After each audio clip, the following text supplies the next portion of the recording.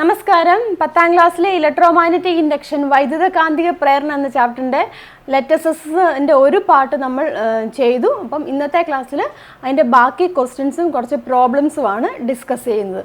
അപ്പം ആദ്യത്തെ പാർട്ട് നിങ്ങൾ കണ്ടിട്ടില്ലെങ്കിൽ എൻ്റെ ലിങ്ക് ഡിസ്ക്രിപ്ഷൻ ബോക്സിൽ കൊടുത്തിട്ടുണ്ട്. അതുപോലെ തന്നെ വീഡിയോയുടെ ഈ ചാപ്റ്ററിൻ്റെ പ്രധാനപ്പെട്ട എല്ലാ വീഡിയോസിൻ്റെയും ലിങ്ക് ഡിസ്ക്രിപ്ഷൻ ബോക്സിൽ കൊടുത്തിട്ടുണ്ട്. അപ്പോൾ അത് കാണാത്തവരുണ്ടെന്നുണ്ടെങ്കിൽ ആ വീഡിയോസ് എല്ലാം കണ്ട് മനസ്സിലാക്കുക. അപ്പോൾ നമുക്ക് ബാക്കി ക്വസ്റ്റ്യൻസ് നോക്കാം. അപ്പോൾ നമുക്ക് 15ാമത്തെ ക്വസ്റ്റ്യൻ നോക്കാം. That is copper wires of the same length and thickness are connected to points A and B in all the three circuits. In circuit A, copper wire is not coiled. In circuits B and C, the copper wire is coiled. Observe the circuit and answer the following questions. ഒരേ നീളവും വണ്ണവുമുള്ള ചെമ്പുകമ്പികൾ 3 സമാന സർക്യൂട്ടുകളിലും A B എന്നീ ബിന്ദുക്കളുമായി ബന്ധിപ്പിച്ചിരിക്കുന്നു. Circuit എയിൽ ചെമ്പുകമ്പി ചുരുളാക്കാതെയും B C എന്നിവയിൽ ചുരുളാക്കിയും ഉപയോഗിച്ചിരിക്കുന്നു. Circuit നിരീക്ഷിച്ച് താഴെ കൊടുത്തിരിക്കുന്ന ചോദ്യങ്ങൾക്ക് ഉത്തരം നൽകുക. മനസ്സിലായല്ലോ ക്വസ്റ്റ്യൻ? 3 സർക്യൂട്ടുകൾ എ ബി സി എന്ന് പറഞ്ഞിരിക്കുന്ന 3 സർക്യൂട്ടുകൾ തന്നിട്ടുണ്ട്. ആദ്യത്തെ സർക്യൂട്ടിൽ ഒരു സെല്ലുണ്ട്, ഒരു ബൾബ്, സ്വിച്ച്, പിന്നെ എ ബി എന്ന് പറഞ്ഞിരിക്കുന്ന ബിന്ദുക്കളുടെ ഇടയിൽ ഒരു ചെമ്പ് കമ്പി വെച്ചിരിക്കുന്നു. രണ്ടാമത്തെ സർക്യൂട്ടിൽ എന്താണ്? ഒരു സെല്ലുണ്ട്, പിന്നെ എന്താണ്? ബൾബ്, സ്വിച്ച് ഉണ്ട്, പിന്നെ ആ ചെമ്പ് കമ്പീനെ ചുരുളുകളാക്കി വെച്ചിട്ടുണ്ട്. മൂന്നാമത്തെ സർക്യൂട്ടിൽ സെല്ലിന് പകരം അവിടെ ഒരു എ സി സോഴ്സാണ് ഉപയോഗിച്ചിരിക്കുന്നത്. ബൾബും സ്വിച്ചും ഉണ്ട്, കോയിലും ഉണ്ട്. അപ്പോൾ നമുക്ക് ആദ്യത്തെ ക്വസ്റ്റ്യൻ നോക്കാം. When circuit A is switched on, what do you observe? ആദ്യത്തെ circuit A circuit switch on ചെയ്ത് കഴിയുമ്പോൾ എന്തായിരിക്കും നമുക്കവിടെ കാണാൻ സാധിക്കുന്നത്? എന്ത് സംഭവിക്കും? സ്വിച്ച് ഓൺ ആയി കഴിയുമ്പോൾ ക്ലോസ്ഡ് ആയിരിക്കും. അപ്പോൾ എങ്ങനെയാണ്? ബൾബ് അവിടെ ഗ്ലോ ചെയ്യും അല്ലേ? അപ്പോൾ ആൻസർ എന്താണ്? The bulb will glow. Bulb പ്രകാശിക്കും. ദെൻ അതിൻ്റെ തന്നെ B part. When circuit B is switched on, what change do you observe in the intensity of light? Justify your answer. Circuit ബിയിൽ switch on ചെയ്യുമ്പോൾ ബൾബിൻ്റെ പ്രകാശ തീവ്രതയ്ക്ക് എന്ത് വ്യത്യാസമാണ് നിരീക്ഷിച്ചത്? ഉത്തരം സാധൂകരിക്കുക. സർക്യൂട്ട് ബി നമ്മൾ സ്വിച്ച് ഓൺ ആക്കുക. സർക്യൂട്ട് ബിയിൽ എന്താണ് പ്രത്യേകത? ഡി സി തന്നെയാണ് അവിടെ ഉപയോഗിച്ചിരിക്കുന്നത്, അല്ലെങ്കിൽ സെല്ല് തന്നെയാണ് അവിടെ ഉപയോഗിച്ചിരിക്കുന്നത്. പക്ഷേ ആ ചെമ്പ് കമ്പി എന്താക്കി മാറ്റിയിരിക്കുന്നു? കോയിലാക്കി മാറ്റിയിരിക്കുന്നു അല്ലേ? അപ്പോൾ എന്ത് സംഭവിക്കും? ലൈറ്റിൻ്റെ ഇൻറ്റൻസിറ്റിക്ക് എന്തെങ്കിലും മാറ്റം വരുന്നുണ്ടോ? അല്ലെങ്കിൽ പ്രകാശ തീവ്രതയ്ക്ക് എന്തെങ്കിലും മാറ്റം ഉണ്ടാകുന്നുണ്ടോ? ഇല്ലല്ലോ. കാരണം എന്താണ്? ഡി സി ആണ് അവിടെ ഉപയോഗിച്ചിരിക്കുന്നില്ല, ഡി സി സോഴ്സാണ് ഉപയോഗിച്ചിരിക്കുന്നത്. അതുകൊണ്ട് കോയിലാക്കി വെച്ചുകൊണ്ട് അവിടെ പ്രത്യേകിച്ച് എന്താണ് ബാക്ക് EMF അങ്ങനെയൊന്നും ഉണ്ടാകുന്നില്ല. അതുകൊണ്ട് തന്നെ ആ ബൾബിൻ്റെ ഇൻറ്റൻസിറ്റി അല്ലെങ്കിൽ ആ തീവ്രതയ്ക്ക്, പ്രകാശ തീവ്രതയ്ക്ക് മാറ്റമൊന്നും ഉണ്ടാകുന്നില്ല. അപ്പോൾ എന്താണ് answer? No change in the intensity of light, that is same as that of A. There is no back EMF produced as DC current is used in the circuit B. പ്രകാശ തീവ്രതയ്ക്ക് മാറ്റം ഒന്നും ഉണ്ടാകുന്നില്ല. സർക്യൂട്ട് എയുടെ പ്രകാശം തന്നെയായിരിക്കും. കാരണം circuit ബിയിൽ D C ഉപയോഗിച്ചിരിക്കുന്നതിനാൽ ബാക്ക് EMF ഉണ്ടാകുന്നില്ല. ഇനി അതിൻ്റെ C part. When circuit C is switched on, what change do you observe in the intensity of light? Justify your answer. Circuit സിയിൽ സ്വിച്ച് ഓൺ ചെയ്യുമ്പോൾ പ്രകാശ തീവ്രതയ്ക്ക് എന്ത് മാറ്റമാണ് ഉണ്ടാകുന്നത്? ഉത്തരം സാധൂകരിക്കുക. സർക്യൂട്ട് സി, ആ ഫിഗർ തന്നെ നമുക്ക് നോക്കുമ്പോൾ മനസ്സിലാക്കാൻ സാധിക്കും. എന്താണ്? അവിടെ ഡി സിക്ക് പകരം എ സി ആണ് ഉപയോഗിച്ചിരിക്കുന്നില്ല. അപ്പം എ സി ഉപയോഗിക്കുന്നു. അതുപോലെ തന്നെ ആ കണ്ടക്ടർ എങ്ങനെയാണ്? കോയിൽഡ് കണ്ടക്ടറാണ് അല്ലേ? അപ്പോൾ എന്ത് സംഭവിക്കും? അവിടെ ബാക്ക് EMF ഉണ്ടാകുന്നുണ്ട്. നമ്മൾ പഠിച്ചതാണല്ലേ? ബാക്ക് EMF ഉണ്ടാകുന്നുണ്ട്. സെൽഫ് ഇൻഡക്ഷൻ അവിടെ നടക്കുന്നുണ്ട് അല്ലേ? ബാക്ക് EMF ഉണ്ടാകുമ്പോൾ എന്ത് സംഭവിക്കും? അതിലൂടെ വരുന്ന കറൻറ്റിൻ്റെ ഇൻറ്റൻസിറ്റി അവിടെ കുറവായിരിക്കും അല്ലേ? കറൻറ്റ് കുറവായിരിക്കും. അതിൽ കൂടെ ഒഴുകുന്ന വൈദ്യുതപ്രവാഹം കുറവായിരിക്കും. അതുകൊണ്ട് തന്നെ എന്തായിരിക്കും? ആ ബൾബിൻ്റെ ഇൻറ്റൻസിറ്റിക്ക് അവിടെ കുറവ് സംഭവിക്കും അല്ലേ? എയിനേക്കാളും ബിയിനേക്കാളും കുറഞ്ഞ ഇൻറ്റൻസിറ്റിയിലായിരിക്കും അവിടെ ബൾബ് പ്രകാശിക്കുന്നത്. ക്ലിയർ ആയല്ലോ? അപ്പോൾ എന്താണ് answer? That is intensity of light decreases as that of A and B. Back EMF is produced in the circuit as A C current flows through it and current is reduced. പ്രകാശ തീവ്രത എയുടെയും ബിയുടെയും അപേക്ഷിച്ച് കുറവായിരിക്കും. A C ഉപയോഗിച്ചിരിക്കുന്നതിനാൽ back EMF ഉണ്ടാവുകയും അതിൻ്റെ ഫലമായി വൈദ്യുത പ്രവാഹം കുറയുകയും ചെയ്യുന്നു. Then 16th question. The current in the secondary of a transformer is 1 ampere and that in the primary is 0.5 ampere. What type of transformer is this? If 200 volt is available in the secondary coil of the transformer, what is the voltage in the primary? What is the voltage in the primary? Transformer ആണ്. ട്രാൻസ്ഫോമറിൻ്റെ സെക്കൻഡറിയിലത്തെ current തന്നിട്ടുണ്ട്, എത്രയാണ്? 1 ampere തന്നിട്ടുണ്ട്. പ്രൈമറിയിലത്തെ current 0.5 ampere തന്നിട്ടുണ്ട്. അങ്ങനെയാണെന്നുണ്ടെങ്കിൽ ഏത് തരത്തിലുള്ള transformer ആയിരിക്കും ഇത്? അല്ലേ, അതാണ് ക്വസ്റ്റ്യൻ. അപ്പം തന്നിരിക്കുന്ന കാര്യം നമുക്ക് ആദ്യം എടുത്തെഴുതാം. സെക്കൻഡറിയിലത്തെ കറണ്ട് IS അല്ലേ, IS എന്നാണ് സെക്കൻഡറിയിലത്തെ കറണ്ട് റെപ്രസെൻറ്റ് ചെയ്യുന്നത്. എത്രയാണ്? 1 ആംപിയർ തന്നിട്ടുണ്ട്. അതുപോലെ തന്നെ പ്രൈമറിയിലത്തെ കറണ്ട് തന്നിട്ടുണ്ട്, IP ആണ്, 0.5 ആംപിയർ എന്നും തന്നിട്ടുണ്ട്. മനസ്സിലായല്ലോ? അങ്ങനെയാണെന്നുണ്ടെങ്കിൽ ഏത് തരത്തിലുള്ള ട്രാൻസ്ഫോമർ ആയിരിക്കും? നമ്മൾ പഠിച്ചതാണല്ലേ. സ്റ്റെപ്പ് അപ്പ് ട്രാൻസ്ഫോമർ എന്ന് പറഞ്ഞാൽ എന്താണ്? വോൾട്ടേജിൻ്റെ കേസിൽ പറയുകയാണെന്നുണ്ടെങ്കിൽ സ്റ്റെപ്പ് അപ്പ് എന്ന് പറയുമ്പോൾ വോൾട്ടേജ് സെക്കൻഡറിയിൽ കൂടുകയാണ് ചെയ്യുന്നത്, ഇല്ലേ? സ്റ്റെപ്പ് ഡൗൺ എന്ന് പറഞ്ഞാൽ വോൾട്ടേജ് സെക്കൻഡറിയിൽ കുറവാണ്. പക്ഷേ കറണ്ടിൻ്റെ കേസ് വരുവാണെങ്കിൽ എങ്ങനെയാണ്? നേരെ തിരിച്ചാണ്. അതായത് സ്റ്റെപ്പ് അപ്പ് ട്രാൻസ്ഫോമർ ആണെന്നുണ്ടെങ്കിൽ അതിൻ്റെ സെക്കൻഡറിയിൽ എങ്ങനെയായിരിക്കും? കറണ്ട് കുറവായിരിക്കും. മനസ്സിലാവുന്നല്ലോ ഞാൻ പറയുന്നത്? സ്റ്റെപ്പ് അപ്പ് ട്രാൻസ്ഫോമർ ആണെന്നുണ്ടെങ്കിൽ അതിൻ്റെ സെക്കൻഡറിയിൽ കറണ്ട് കുറവായിരിക്കും. സ്റ്റെപ്പ് ഡൗൺ ട്രാൻസ്ഫോമർ ആണെന്നുണ്ടെങ്കിൽ അതിൻ്റെ സെക്കൻഡറിയിൽ കറണ്ട് കൂടുതലായിരിക്കും. അപ്പോൾ ഇതിനെക്കുറിച്ച് ഡീറ്റെയിൽ ആയിട്ട് പറഞ്ഞിട്ടുണ്ട്. ട്രാൻസ്ഫോമർ എന്ന് പറഞ്ഞൊരു വീഡിയോ ചെയ്തിട്ടുണ്ട്, അത് നോക്കിയാൽ നിങ്ങൾക്ക് മനസ്സിലാക്കാൻ സാധിക്കും കറണ്ടിൻ്റെയും വോൾട്ടേജും തമ്മിലുള്ള റിലേഷൻ. അപ്പോൾ മനസ്സിലായല്ലോ? അപ്പം സ്റ്റെപ്പ് അപ്പ് ട്രാൻസ്ഫോമർ ആണെന്നുണ്ടെങ്കിൽ അതിൻ്റെ സെക്കൻഡറിയിൽ കറണ്ട് എങ്ങനെയായിരിക്കും? കുറവായിരിക്കും. സ്റ്റെപ്പ് ഡൗൺ ആണെന്നുണ്ടെങ്കിൽ അതിൻ്റെ സെക്കൻഡറിയിൽ കറണ്ട് കൂടുതലായിരിക്കും. ഇവിടെ നിന്ന് നോക്കിയാൽ സെക്കൻഡറി കറണ്ട് അല്ലേ ഇവിടെ കൂടുതൽ. അപ്പം ഏത് തരത്തിലുള്ള ട്രാൻസ്ഫോമർ ആയിരിക്കും? That is step down transformer. മനസ്സിലാവുന്നുണ്ടല്ലോ? സ്റ്റെപ്പ് ഡൗൺ ട്രാൻസ്ഫോമർ ആണ് ഇവിടെ ഉപയോഗിച്ചിരിക്കുന്നത്. അപ്പോൾ ആൻസർ എന്താണ്? Step down transformer. ദെൻ അതിൻ്റെ ബി പാർട്ട് ചോദിച്ചിരിക്കുന്നത്, if 200 volt is available in the secondary coil of this transformer, what is the voltage in the primary? Secondary കോയിലിൽ എത്രയുണ്ട്? 200 വോൾട്ടേജ് ഉണ്ട്. ആ ട്രാൻസ്ഫോമറിൻ്റെ സെക്കൻഡറിയിൽ 200 വോൾട്ടേജ് ഉണ്ടെന്നെങ്കിൽ അതിൻ്റെ പ്രൈമറിയിലത്തെ വോൾട്ടേജ് ഏതായിരിക്കും എന്നാണ് ചോദിച്ചിരിക്കുന്നത്. അപ്പോൾ ഏത് തരത്തിലുള്ള വോൾട്ടേജ് ആണ് നമുക്ക് മനസ്സിലായി. ഏതാണ്? സ്റ്റെപ്പ് ഡൗൺ ട്രാൻസ്ഫോമർ ആണെന്ന് മനസ്സിലായി. അതിൻ്റെ സെക്കൻഡറിയിലത്തെ വോൾട്ടേജ് തന്നിട്ടുണ്ട്, അതായത് VS തന്നിട്ടുണ്ട്. VS തന്നിട്ടുണ്ട്, 200 വോൾട്ടാണ് തന്നിട്ടുണ്ട്. എന്താണ് ചോദിച്ചിരിക്കുന്നത്? പ്രൈമറിയിലത്തെ വോൾട്ടേജ് VP കണ്ടുപിടിക്കണം. മനസ്സിലായല്ലോ? നമുക്ക് ഏതാണ് ഇക്വേഷൻ? ഇവിടെ കറണ്ട് പറയാം, വോൾട്ടേജ് പറയാം, അല്ലേ? നമ്പർ ഓഫ് ടേൺസ് ആണെന്നുണ്ടെങ്കിൽ നമുക്ക് മറ്റും ഇക്വേഷൻ ഉപയോഗിക്കാം. ഇവിടെ വോൾട്ടേജും കറണ്ടും ആകുമ്പം അതുമായിട്ട് ബന്ധപ്പെട്ട ഇക്വേഷൻ ഏതാണ്?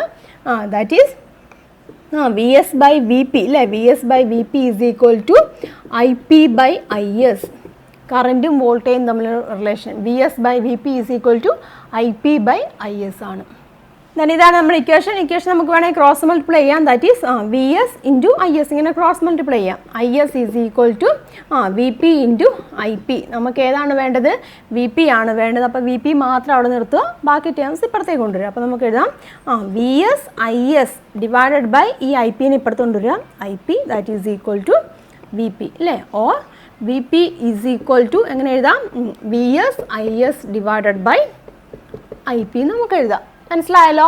ദെൻ സബ്സ്റ്റിറ്റ്യൂട്ട് ചെയ്യുക. VSൻ്റെ വാല്യൂ തന്നിട്ടുണ്ട് 200 ആണ്, അല്ലേ? 200 ആണ്. ദെൻ IS നമുക്കറിയാം 1 ആംപിയർ ആണ്. IP നമുക്കറിയാം 0.5 ആംപിയർ ആണ്. ക്ലിയർ ആയല്ലോ? അപ്പം ദാറ്റ് ഈസ് ഈക്വൽ ടു 200, അല്ലേ? 200 ഡിവൈഡ് ബൈ 0.5 ആണ്. That is equal to 200 divide by 0.5 ചെയ്യുക. അപ്പോൾ ഇവിടെ 200 ഡിവൈഡ് ബൈ 0.5 ആണ്. അപ്പോൾ അത് ഡിവൈഡ് ചെയ്യുക. അപ്പോൾ 0.5 ആയതുകൊണ്ട് നമുക്ക് ഫ്രാക്ഷൻ മാറ്റണം. ഇവിടെ 0.5 അല്ലേ, അപ്പോൾ നമുക്ക് എത്ര കൊണ്ട് മൾട്ടിപ്ലൈ ചെയ്താൽ മതിയായിരിക്കും? ഒരു 10 വെച്ചിട്ടില്ലേ? 10 വെച്ചിട്ട് ന്യൂമറേറ്ററിലും ഡിനോമിനേറ്ററിൽ നമ്മൾ മൾട്ടിപ്ലൈ ചെയ്യുക. ദെർഫോർ നമുക്ക് എഴുതാൻ സാധിക്കും 200 ഇൻറ്റു 10 എന്ന് പറയുമ്പോൾ 2000 വരും. ഡിവൈഡ് ബൈ 0.5 ഇൻറ്റു 10 എന്ന് പറയുമ്പം 5 വരും, അല്ലേ? അപ്പോൾ ഇതിങ്ങനെ ചെയ്യാൻ അറിയാൻ മേലെങ്കിൽ ഇങ്ങനെ ചെയ്യുക കേട്ടോ. അപ്പം 2000 ഡിവൈഡ് ബൈ 5 ചെയ്യുക. അപ്പം ക്യാൻസൽ ചെയ്യാമല്ലോ, 5ഉം ഇതും കൂടെ ചെയ്യാമല്ലോ. അപ്പോൾ ഇവിടെ 4 വരും. ദാറ്റ് ഈസ് I 4 20 എന്ന് ഇവിടെ നമുക്ക് എടുക്കാം. Therefore that is equal to എത്ര വരും? 400, അല്ലേ? 400 വോൾട്ടേജ്, അല്ലേ? 400 വോൾട്ടേജ് ആണ് പ്രൈമറിയിലത്തെ വോൾട്ടേജ് എന്ന് പറഞ്ഞിരിക്കുന്നത്. അപ്പം പ്രൈമറിയിലത്തെ വോൾട്ടേജ് 400 ആണ്. സെക്കൻഡറിയിലത്തെ വോൾട്ടേജ് 200 ആണ്. ഏത് തരത്തിലുള്ള ട്രാൻസ്ഫോമർ ആണെന്ന് നമ്മൾ പറഞ്ഞു? സ്റ്റെപ്പ് ഡൗൺ ആണല്ലോ. അതായത് പ്രൈമറിയിലത്തെ വോൾട്ടേജിനേക്കാളും കുറവായിരിക്കും സെക്കൻഡറിയിലത്തെ വോൾട്ടേജ്. സ്റ്റെപ്പ് ഡൗൺ ട്രാൻസ്ഫോമർ ആണ്. അപ്പം നമുക്ക് ആൻസർ ഇവിടെ 400 കിട്ടി. നമുക്കറിയാം സെക്കൻഡറിയിലത്തെ വോൾട്ടേജ് 200 ആണെന്നുള്ളത്. ക്ലിയർ ആയല്ലോ പ്രോബ്ലം എങ്ങനെയാണെന്നുള്ളത്? അപ്പോൾ ആദ്യത്തെ 2 ക്വസ്റ്റ്യൻസ് നമ്മൾ ഡിസ്കസ് ചെയ്തു. അതിൻ്റെ സി പാർട്ട് ചോദിച്ചിരുന്ന വർക്കിംഗ് പ്രിൻസിപ്പിളാണ് ഏതാണ്? മ്യൂച്വൽ ഇൻഡക്ഷൻ ആണ്, പഠിച്ചതാണല്ലേ. അപ്പോൾ എന്താണ്? Consider 2 coils of wire kept side by side. When the strength or direction of the current in one coil changes, the magnetic flux around it changes. As a result, an EMF is induced in the secondary coil. This phenomenon is the mutual induction. സമീപസ്ഥങ്ങളായി സ്ഥിതി ചെയ്യുന്ന 2 കമ്പിച്ചുരുളുകളിൽ ഒന്നിലെ വൈദ്യുതപ്രവാഹ തീവ്രതയിലോ ദിശയിലോ മാറ്റമുണ്ടാകുമ്പോൾ അതിനു ചുറ്റുമുള്ള കാന്തിക ഫ്ലക്സിന് മാറ്റമുണ്ടാകുന്നു. ഇതിൻ്റെ ഫലമായി രണ്ടാമത്തെ കമ്പിച്ചുരുളിലും ഒരു EMF പ്രേരിതമാകുന്നു. ഈ പ്രതിഭാസമാണ് mutual induction. Then 17th question. In connection with the working of a microphone, a few statements are given in boxes. Arrange them in the proper sequence. മൈക്രോഫോണിൻ്റെ പ്രവർത്തനവുമായി ബന്ധപ്പെട്ട് ബോക്സിൽ തന്നവ ശരിയായ ക്രമത്തിൽ എഴുതുക. എന്തൊക്കെയാണ്? Voice coil vibrates, voice coil കമ്പനം ചെയ്യുന്നു. ഡയഫ്രം വൈബ്രേറ്റ്സ്, ഡയഫ്രം കമ്പനം ചെയ്യുന്നു. Electrical signals are produced in the voice coil, voice coil വൈദ്യുത സിഗ്നലുകൾ ഉണ്ടാവുന്നു. സൗണ്ട് ഈസ് പ്രൊഡ്യൂസ്ഡ്, ശബ്ദമുണ്ടാകുന്നു. അപ്പോൾ ആ ഒരു ഓർഡറിലാണ് തന്നിരിക്കുന്നത്. അപ്പോൾ അതിനെ നമ്മൾ കറക്റ്റായ ഓർഡറിൽ അറേഞ്ച് ചെയ്ത് എഴുതുക. അപ്പോൾ എന്താണ്? മൈക്രോഫോൺ അല്ല, മൈക്രോഫോൺ ആകുമ്പോൾ ആദ്യം എന്താണ്? സൗണ്ട് ഉണ്ടാവുകയാണ് ചെയ്യുന്നത് അല്ലേ. അപ്പോൾ ആദ്യമേ സൗണ്ട് ഈസ് പ്രൊഡ്യൂസ്ഡ്, ശബ്ദം ഉണ്ടാവുന്നു. പിന്നെ എന്ത് സംഭവിക്കും? ശബ്ദത്തിനനുസരിച്ച് ഡയഫ്രം അവിടെ കമ്പനം ചെയ്യില്ലേ, വൈബ്രേറ്റ് ചെയ്യും. അപ്പോൾ രണ്ടാമത്തെ ഏതാണ്? ഡയഫ്രം വൈബ്രേറ്റ്സ്, ഡയഫ്രം വൈബ്രേറ്റ് ചെയ്യുന്നു. അതനുസരിച്ചിട്ട് വോയിസ് കോയിൽ അല്ലേ, voice coil vibrates, voice coil കമ്പനം ചെയ്യുന്നു. Then electrical signals are produced in the voice coil, voice coil വൈദ്യുത സിഗ്നലുകൾ ഉണ്ടാകുന്നു. അപ്പോൾ ഇതാണ് മൈക്രോഫോണിൻ്റെ വർക്കിംഗ്. അപ്പോൾ അത് കറക്റ്റ് ഓർഡറിൽ എഴുതിയിരിക്കുന്നത്. Then 18th question. Thick insulated copper wires are used in the primary coil of a step-up transformer and in the secondary of a step-down transformer. What is the necessity of this? ഒരു step-up ട്രാൻസ്ഫോമറിൻ്റെ പ്രൈമറിയിലും step down ട്രാൻസ്ഫോമറിൻ്റെ സെക്കൻഡറിയിലും കട്ടി കൂടിയ കവചിത കമ്പി കൊണ്ടുള്ള ചുറ്റുകൾ ഉപയോഗിച്ചിരിക്കുന്നു. ഇതിൻ്റെ ആവശ്യകത എന്ത്? Question മനസ്സിലായല്ലോ. Step-up transformer ഉണ്ട്, സ്റ്റെപ്പ് ഡൗൺ ട്രാൻസ്ഫോമർ ഉണ്ട്. സ്റ്റെപ്പ്-അപ്പിൻ്റെ ആണെന്നുണ്ടെങ്കിൽ പ്രൈമറി തിക്ക് കോയിൽസ് ഉപയോഗിച്ചിരുന്നു, സ്റ്റെപ്പ് ഡൗൺ ആണിൻ്റെ സെക്കൻഡറിയിലും തിക്ക് കോയിൽ ഉപയോഗിച്ചിരുന്നു. അപ്പോൾ അങ്ങനെ തിക്ക് കോയിൽ ഉപയോഗിക്കാൻ കാരണം എന്താണെന്നാണ് ചോദിച്ചിരിക്കുന്നത്. നമുക്കറിയാം ട്രാൻസ്ഫോമറിൻ്റെ കേസിൽ പ്രൈമറിയിലും സെക്കൻഡറിയിലും എങ്ങനെയാണ് കറണ്ട് അവിടെ ഡിഫറെൻ്റ് ആണ്, കറണ്ട് വ്യത്യാസപ്പെട്ടിരിക്കുകയാണ്. ഇപ്പോൾ സ്റ്റെപ്പ്-അപ്പ് ട്രാൻസ്ഫോമർ ആണെന്നുണ്ടെങ്കിൽ വോൾട്ടേജ് സെക്കൻഡറിയിൽ കൂടുതലായിരിക്കും അല്ലേ, പക്ഷേ കറണ്ട് അവിടെ കുറവായിരിക്കും. അതായത് സ്റ്റെപ്പ്-അപ്പ് ട്രാൻസ്ഫോമറിൻ്റെ പ്രൈമറിയിലായിരിക്കും കറണ്ട് കൂടുതൽ, സ്റ്റെപ്പ്-അപ്പ് ട്രാൻസ്ഫോമറിൻ്റെ പ്രൈമറിയിൽ കറണ്ട് കൂടുകയാണ് ചെയ്യുന്നത്, ശരിയല്ലേ. അപ്പം ഈ കൂടുതൽ കറണ്ട് അവിടെ ഉണ്ടാകുമ്പോൾ നമ്മുടെ ജൂൾസ് ലോ ഉള്ളത്, ജൂൾസ് ലോ അനുസരിച്ചിട്ട്, ജൂൾസ് ലോ ഓഫ് ഹീറ്റിംഗ് അനുസരിച്ചിട്ട് കറണ്ട് കൂടുമ്പോൾ എങ്ങനെയാണ് അവിടുത്തെ ഹീറ്റ് കൂടും ഇല്ലേ, എമൗണ്ട് ഓഫ് ഹീറ്റ് കൂടും ഇല്ലേ. അപ്പം അവിടെ ഹീറ്റ് അങ്ങനെ കൂടിക്കൊണ്ടിരുന്നാൽ അത് പ്രശ്നമാണ്. അതുകൊണ്ട് ഹീറ്റ് കുറയ്ക്കണം എന്നുണ്ടെങ്കിൽ കറണ്ട് അവിടെ കൂടുതലാണ്, പക്ഷേ അവിടെ ഹീറ്റ് കുറയ്ക്കണം. ഹീറ്റ് കുറയ്ക്കണം എന്നുണ്ടെങ്കിൽ നമുക്ക് അതിൻ്റെ റെസിസ്റ്റൻസ് കുറയ്ക്കണം. ജൂൾസ് ലോ അനുസരിച്ചിട്ട് കറണ്ട് കൂടുതലാണ്, കറണ്ടിനെ നമുക്കൊന്നും ചെയ്യാൻ പറ്റില്ല. പിന്നെ അവിടുത്തെ ഹീറ്റ് കുറയ്ക്കണമെന്നുണ്ടെങ്കിൽ റെസിസ്റ്റൻസ് കുറയ്ക്കണം. റെസിസ്റ്റൻസ് കുറയ്ക്കാൻ വേണ്ടിയാണ് അവിടെ തിക്കായിട്ടുള്ള വയർ ഉപയോഗിക്കുന്നത്. കാരണം എന്താണ്? റെസിസ്റ്റൻസിനെ ഡിപ്പെൻഡ് ചെയ്യുന്ന ഫാക്ടേഴ്സ് ലാസ്റ്റ് ഇയർ പഠിച്ചതാണ്, 9ാം ക്ലാസ്സിൽ നിങ്ങൾ പഠിച്ചതാണ്. എന്തൊക്കെയാണ്? ലെങ്തും ഏരിയ ഓഫ് ക്രോസ് സെക്ഷനുമാണ്. അപ്പം ഏരിയയും റെസിസ്റ്റൻസും എങ്ങനെയാണ്? ഇൻവേഴ്സ്ലി പ്രപ്പോർഷണലാണ്. അതായത് തിക്നെസ് കൂടുകയാണെന്നുണ്ടെങ്കിൽ, തിക്നെസ് അവിടെ കൂടുകയാണെന്നുണ്ടെങ്കിൽ അവിടുത്തെ റെസിസ്റ്റൻസ് കുറയും. അപ്പോൾ നമ്മുടെ ഇവിടുത്തെ ആവശ്യം എന്താണ്? അവിടുത്തെ റെസിസ്റ്റൻസ് കുറയ്ക്കുക എന്നുള്ളതാണ് ആവശ്യം. അതിനുവേണ്ടി അവിടെ തിക്ക് വയേഴ്സ് ഉപയോഗിച്ചിരിക്കുന്നു. അതുപോലെ തന്നെയാണ് സ്റ്റെപ്പ് ഡൗൺ ട്രാൻസ്ഫോമറിൻ്റെ കേസിൽ. സ്റ്റെപ്പ് ഡൗൺ ട്രാൻസ്ഫോമറിൻ്റെ കേസിൽ എങ്ങനെയാണ്? സെക്കൻഡറിയിലാണ് തിക്ക് വയർ ഉപയോഗിക്കുന്നത്, അവിടെയാണ് കറണ്ട് കൂടുതൽ. അപ്പോൾ എന്താണ് answer? That is current in the primary and secondary of A transformer is different. When A transformer works, the coil in which more current will generate more heat according to Joule's law of heating. So, in order to reduce heat, resistance of the high current coil is to be decreased. For this, thick wire is used in the primary of a step-up transformer where current is more. Hence, thick insulated copper wires are used in the primary of a step-up transformer and in the secondary of a step-down transformer. ട്രാൻസ്ഫോമറിൽ പ്രൈമറിയിലെയും സെക്കൻഡറിയിലെയും കറണ്ടിൻ്റെ അളവ് വ്യത്യാസമാണ്. Transformer പ്രവർത്തിക്കുമ്പോൾ joule നിയമം അനുസരിച്ച് current എവിടെയാണോ അവിടെ കൂടുതൽ താപം ഉൽപ്പാദിപ്പിക്കപ്പെടുന്നു. അപ്പോൾ താപം കുറയ്ക്കുന്നതിനായി കോയിലിലെ പ്രതിരോധം കുറയ്ക്കേണ്ടതുണ്ട്.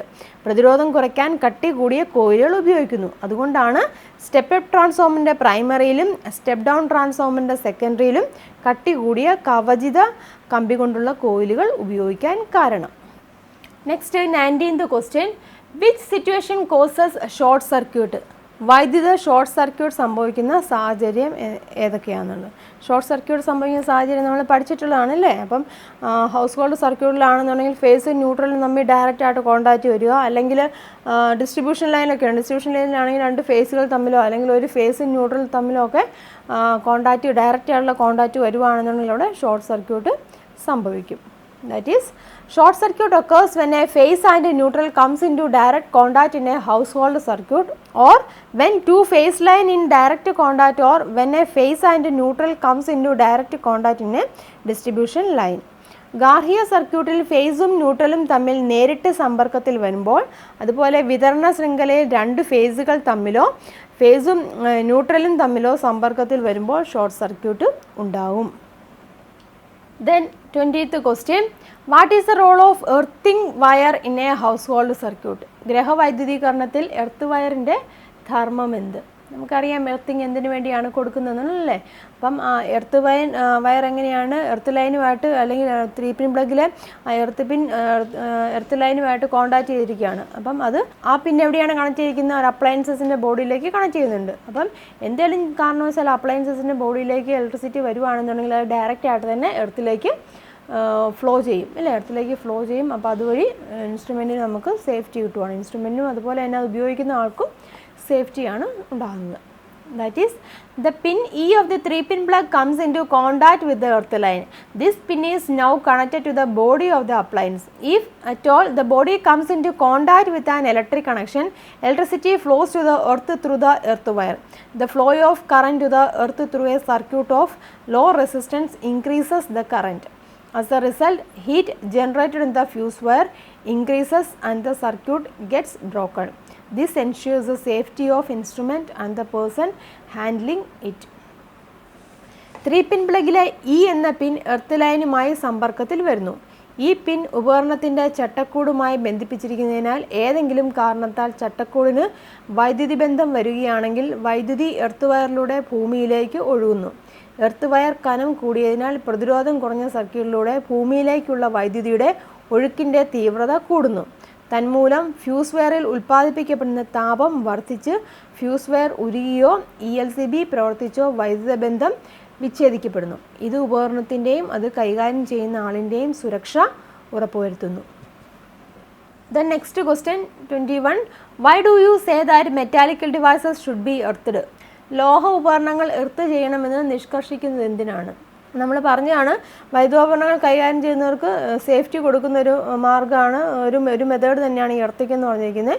അത് മറ്റേ മെറ്റാലിക് ബോഡി ആയിട്ടാണ് കാണിച്ചിരിക്കുന്നത്. അപ്പോൾ എന്തെങ്കിലും കാരണവശാൽ മെറ്റാലിക് ബോഡിയിലേക്ക് ഇലക്ട്രിസിറ്റിയുടെ ഫ്ലോ വന്നു കഴിഞ്ഞാൽ നേരെ എർത്തിലേക്ക് പോകാൻ വേണ്ടി ഡിസ്ചാർജ് ചെയ്ത് പോകാൻ വേണ്ടിയാണ് നമ്മൾ എർത്തിങ് കൊടുക്കുന്നത്.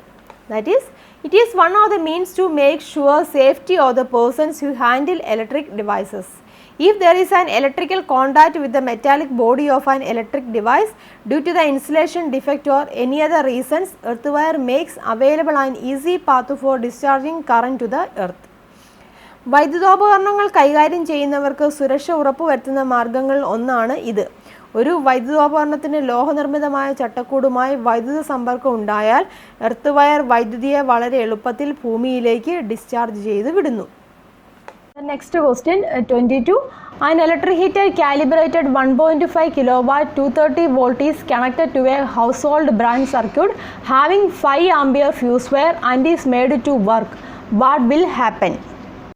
1.5 കിലോവാട്ട് 230 വോൾട്ട് എന്ന് രേഖപ്പെടുത്തിയ ഒരു വൈദ്യുത ഹീറ്റർ 5 ആംപിയറേജ് ഫ്യൂസ് ഉൾപ്പെടുത്തിയ ഒരു ഗാർഹിക ശാഖാ സർക്യൂട്ടിൽ ഘടിപ്പിച്ച് പ്രവർത്തിപ്പിച്ചാൽ എന്ത് സംഭവിക്കും? വിശദീകരിക്കുക. അപ്പോൾ എന്താണ് ക്വസ്റ്റ്യൻ പറഞ്ഞിരിക്കുന്നത്? ഒരു ഇലക്ട്രിക് ഹീറ്റർ ആണല്ലേ, 1.5 കിലോവാട്ടിൽ വർക്ക് ചെയ്യുന്ന ഒരു ഇലക്ട്രിക് ഹീറ്റർ ആണ്, 230 വോൾട്ട് ആണെന്ന് പറഞ്ഞിട്ടുണ്ട്.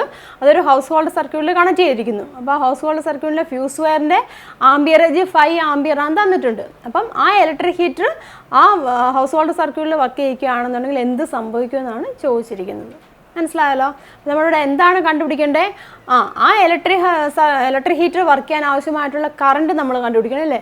ആ കറണ്ട് ഈ ഫ്യൂസ് വെയറിൻ്റെ ആംബിയറേജിലുള്ളതാണെങ്കിൽ ഓക്കെ, അതിന് താഴെയായിട്ടുള്ള വാല്യൂ ആണ് കിട്ടുന്നതെങ്കിൽ വർക്ക് ചെയ്യും. അല്ലാന്നുണ്ടെങ്കിൽ എന്ത് സംഭവിക്കും? കൂടുതൽ കറണ്ട് ആണെങ്കിൽ എങ്ങനെയാണ്? ഫ്യൂസ് വെയർ അവിടെ ബ്രേക്ക് ചെയ്യുക, അതായത് മെൽറ്റ് ചെയ്ത് ബ്രേക്ക് ആയി പോകും അല്ലേ. അപ്പോൾ നമുക്ക് ആദ്യമേ ആ ഇലക്ട്രിക് ഹീറ്റർ വർക്ക് ചെയ്യാൻ ആവശ്യമായിട്ടുള്ള കറണ്ട് എത്രയാണെന്ന് നോക്കാം. അപ്പോൾ തന്നിട്ടുള്ള കാര്യങ്ങൾ എന്തൊക്കെയാണ്? പവർ തന്നിട്ടുണ്ട്. പവർ എന്ന് വെച്ചാൽ 1.5 കിലോ വാട്ടാണ് അല്ലേ. കിലോ വാട്ടിനെ നമ്മൾ വാട്ടിലേക്ക് കൺവേർട്ട് ചെയ്യണം. വാട്ടിലേക്ക് കൺവേർട്ട് ചെയ്യണമെങ്കിൽ എന്ത് ചെയ്യണം? 1000 കൊണ്ട് ഗുണിക്കണം. 1.5 × 1000 ചെയ്ത് കൊണ്ടുമ്പോൾ നമുക്ക് ആൻസർ കിട്ടും. 1500 എന്ന് കിട്ടും. ദാറ്റ് ഈസ് അപ്പോൾ പവർ എത്രയാണ്? അത്രയും പവർ. ദെൻ വോൾട്ടേജ് തന്നിട്ടുണ്ട്, 230 വോൾട്ട് ആണ് തന്നിട്ടുണ്ട്.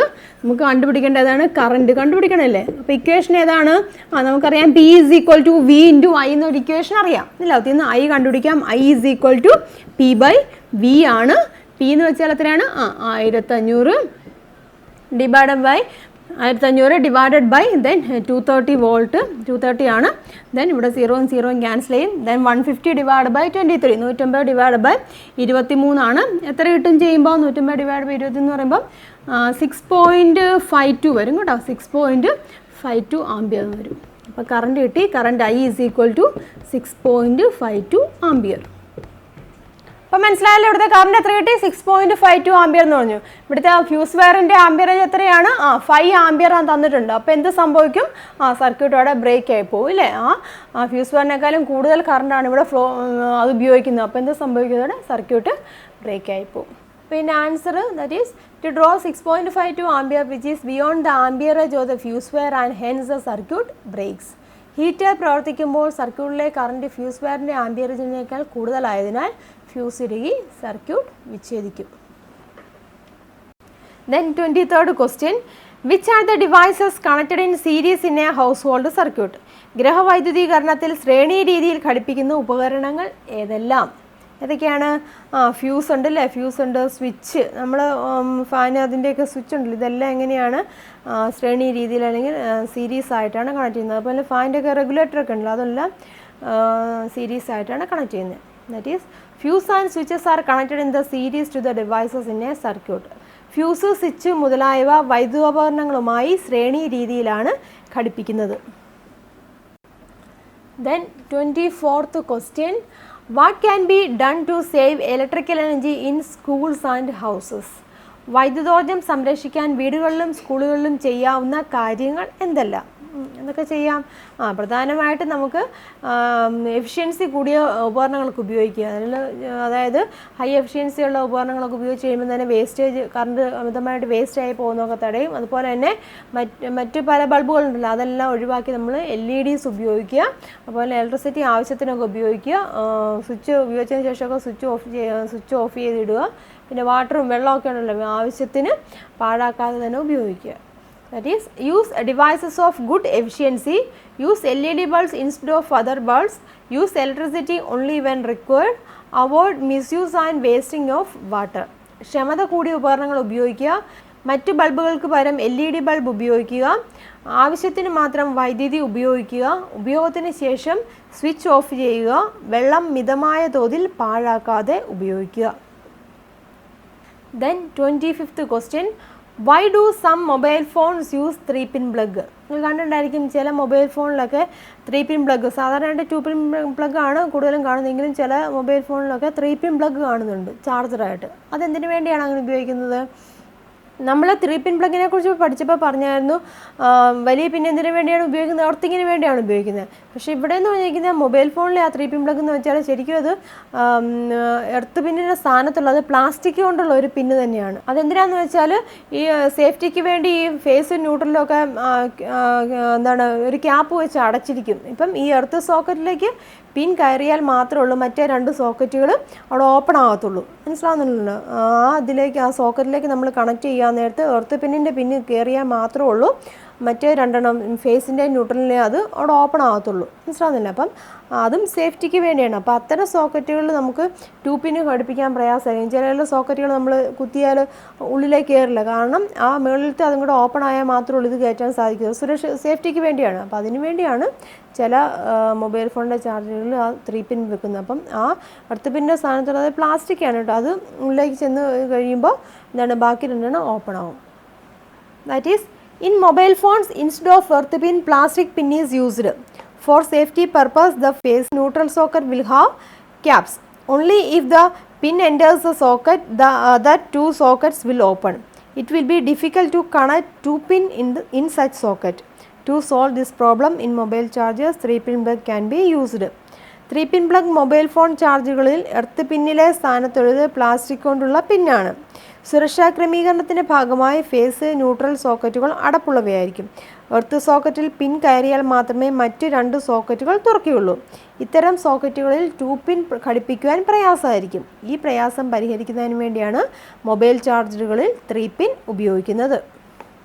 അപ്പോൾ ഇന്നത്തെ ക്ലാസ്സിൽ നമ്മൾ ഡിസ്കസ് ചെയ്ത് ഇലക്ട്രോമാഗ്നറ്റിക് ഇൻഡക്ഷൻ വൈദ്യുതകാന്തിക പ്രേരണം എന്ന ചാപ്റ്ററിൻ്റെ ലെറ്റസസിൻ്റെ സെക്കൻഡ് പാർട്ടായിരുന്നു. ഫസ്റ്റ് പാർട്ട് നമ്മൾ ഓൾറെഡി ചെയ്തിട്ടുണ്ടായിരുന്നു. അപ്പോൾ അതിൻ്റെ ബാക്കി ക്വസ്റ്റ്യൻസും പ്രോബ്ലംസും ഒക്കെയാണ് ഡിസ്കസ് ചെയ്തത്. അപ്പോൾ എല്ലാവർക്കും ഇന്ന് ചെയ്ത ഈ ക്വസ്റ്റ്യനും ആൻസേഴ്സും അതിൻ്റെ പ്രോബ്ലംസും ഒക്കെ മനസ്സിലായെന്ന് വിശ്വസിക്കുന്നു. അപ്പോൾ നല്ലതുപോലെ മനസ്സിലാക്കി പഠിക്കുക, കഴിവതും എഴുതി പഠിക്കാൻ തന്നെ എല്ലാവരും ശ്രദ്ധിക്കുക. പ്രോബ്ലംസൊക്കെ നല്ലോണം വായിച്ച് നോക്കി വെച്ച് എഴുതി തന്നെ ചെയ്യാൻ വേണ്ടി കഴിവതും ശ്രമിക്കുക. അതുപോലെ തന്നെ ഈ ചാപ്റ്റർ നല്ലോണം നിങ്ങൾ വായിച്ച് മനസ്സിലാക്കണം. ടെക്സ്റ്റ് ബുക്ക് നല്ലതുപോലെ വായിച്ച് മനസ്സിലാക്കുക. ഒരുപാട് ക്വസ്റ്റ്യൻസൊക്കെ എക്സ്പെക്റ്റ് ചെയ്യാവുന്നൊരു ചാപ്റ്ററാണ് ഇത്. അപ്പോൾ വീഡിയോസ് എല്ലാം നിങ്ങൾ കാണുക. എല്ലാത്തിൻ്റെയും വീഡിയോ ചെയ്തിട്ടുണ്ട്, എല്ലാ പാട്ടിൻ്റെയും വീഡിയോസ് ചെയ്തിട്ടുണ്ട്. അതുപോലെ തന്നെ ജനറേറ്ററുമായിട്ട് ബന്ധപ്പെട്ട ഒരു സംശയം എല്ലാവർക്കും ഉണ്ടായിരുന്നു. അതായത് conditions for maximum and minimum E M F പരമാവധി ആവുന്നതും അതുപോലെ തന്നെ ഏറ്റവും കുറവാകുന്നതിൻ്റെ കണ്ടീഷൻസ് എന്താണെന്നുള്ളത്. അപ്പോൾ അതിൻ്റെയും ഡീറ്റെയിൽ വീഡിയോ ചെയ്തിട്ടുണ്ട്. അതിൻ്റെ എല്ലാ ലിങ്ക് താഴെ ഡിസ്ക്രിപ്ഷൻ ബോക്സിൽ കൊടുത്തിട്ടുണ്ട്. അപ്പോൾ നിങ്ങൾ ഓരോ വീഡിയോസും കാണുക, രണ്ട് കാര്യങ്ങളൊക്കെ നല്ലോണം മനസ്സിലാക്കുക. പിന്നെ ഒന്നുകൂടെ പറയുകയാണ്, എഴുതി തന്നെ പഠിക്കാൻ ശ്രമിക്കുക, ചിത്രങ്ങളൊക്കെ വരച്ച് തന്നെ പഠിക്കാൻ ശ്രമിക്കുക. അപ്പോൾ ഇന്ന് നമ്മൾ ഡിസ്കസ് ചെയ്ത ക്വസ്റ്റ്യൻസും ആൻസേഴ്സും എല്ലാം നല്ലതുപോലെ മനസ്സിലായെന്ന് വിശ്വസിക്കുന്നു. അതുപോലെ തന്നെ നിങ്ങളുടെ കൂട്ടുകാരിലേക്കൊക്കെ വീഡിയോസ് ഷെയർ ചെയ്ത് കൊടുക്കുക. എന്തെങ്കിലും സംശയങ്ങളൊക്കെ ഉണ്ടെന്നുണ്ടെങ്കിൽ കമൻറ്റ് ബോക്സിൽ ചോദിക്കാവുന്നതാണ്. ഞാൻ മാക്സിമം റിപ്ലൈ ചെയ്യാൻ ശ്രമിക്കാറുണ്ട്. കാണാതെ പോകുന്നതൊക്കെ ഉള്ളൂ, അല്ലാത്തതിനെല്ലാം ഞാൻ റിപ്ലൈ ചെയ്യാറുണ്ട്. അതുപോലെ തന്നെ സംശയങ്ങളൊക്കെ ഉണ്ടെന്നുണ്ടെങ്കിൽ അതുമായിട്ട് ബന്ധപ്പെട്ട വീഡിയോസ് നമുക്ക് കൂടുതൽ ചെയ്യാം. എല്ലാ ചാപ്റ്ററിൻ്റെയും വീഡിയോസ് ചെയ്തിട്ടുണ്ട്, അത് നോക്കുക. നിങ്ങൾ പ്ലേലിസ്റ്റ് നോക്കിയാൽ നിങ്ങൾക്ക് കാണാൻ സാധിക്കും. 10ാം ക്ലാസ്സിലെ എല്ലാ ചാപ്റ്ററിൻ്റെ വീഡിയോസ് നമ്മൾ ഓൾറെഡി ചെയ്തിട്ടുണ്ട്. അപ്പോൾ അതെല്ലാം നിങ്ങൾ കാണുക. പ്രോബ്ലംസൊക്കെ ചെയ്തിട്ടുണ്ട്. അപ്പം പ്രത്യേകം പറയുകയാണ്, പ്രോബ്ലംസൊക്കെ നല്ലതുപോലെ എഴുതി തന്നെ പഠിക്കുക. അപ്പോൾ നമുക്ക് വേറെ ക്ലാസ്സുകളൊക്കെ ആയിട്ട് ഇനിയും കാണാം. താങ്ക്